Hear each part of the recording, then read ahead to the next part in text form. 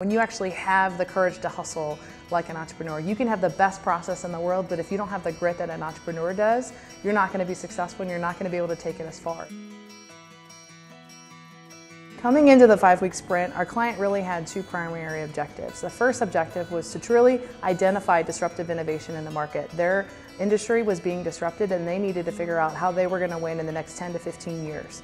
The next opportunity that the company had is that they really needed to figure out how they could, as a big company, act more entrepreneurially. How do they act faster and come up with bigger and breakthrough innovation? And so we needed to build the next generation of entrepreneurs within the company.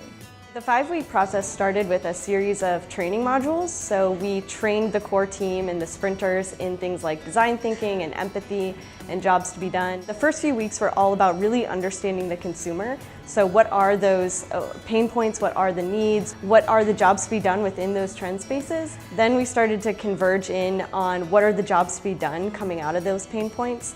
And then we really started to converge and validate and prioritize those jobs against the client's unfair advantage and a competitive assessment and a market size opportunity and a quantitative consumer prediction market. In the final week, we took those prioritized jobs and put them into an ideation session where we were really coming up with actionable ideas rooted in those consumer needs. Essentially, we took a process that would typically take 18 months and distilled it down to 5 weeks. Because of that, we had to move very fast. We had to make decisions faster than we needed to. So in order to enable that, the first thing is that we had leadership check-ins throughout the process. They served as accelerator teams for us so that we could have a quick check-in. They knew exactly where we're at and they allowed us to propel and go forward.